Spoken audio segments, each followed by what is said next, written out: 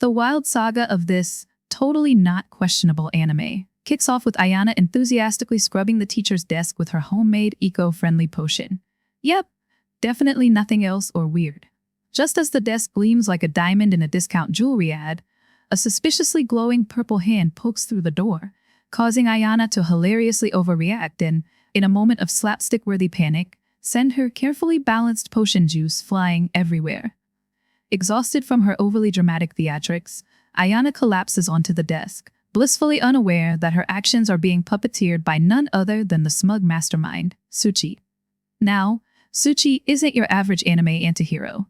He possesses a rather unique talent, mind control, and he's decided to channel this cosmic cheat code into achieving his ultimate goal, commanding the lives of Ayana, his ever-annoyed stepsister Aika, and their teacher Anju. Because why settle for normal social interactions when you can turn life into your personal soap opera? We cut back and see how this happened as, a few days earlier, Tsuchi strutted down the school hallway, blissfully ignoring the gossiping students around him. Whispers flew faster than test answers before finals. "He's such a freeloader," one snarked. "Only here because of his parents' connections," sneered another. Tsuchi, however, couldn't care less. With his powers, he had no need for popularity contests. He was playing chess while everyone else was busy with checkers. In the middle of all this drama, Ayana bounded over like a golden retriever in human form. "Morning, Tsuchi," she chirped, her sunny disposition momentarily catching him off guard.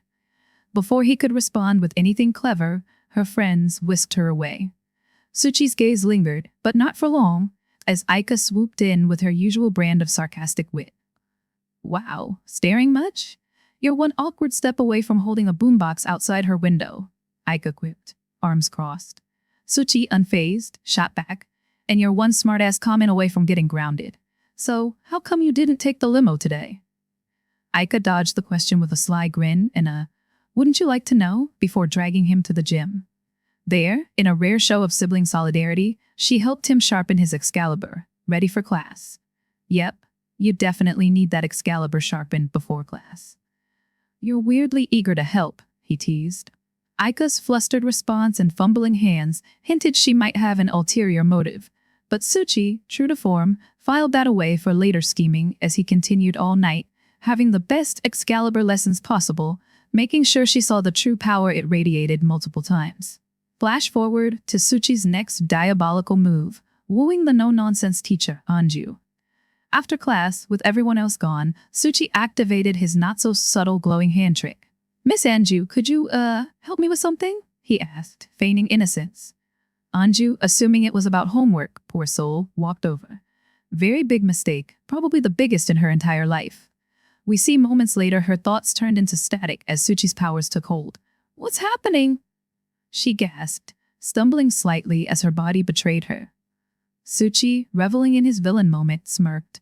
"Relax, Miss Anju, you're just helping me achieve academic greatness." His definition of greatness turned out to involve some very intense Excalibur sword action, showcasing her best methods to help train him for the best dungeon clearing experience ever. "Why does this feel so weird?" Anju muttered as she examined, poked, and prodded the Excalibur. Tsuchi, meanwhile, was living his best life, narrating the whole event in his head like a budget anime villain. And now, he thought, the dungeon clearing masterclass shall now commence fully.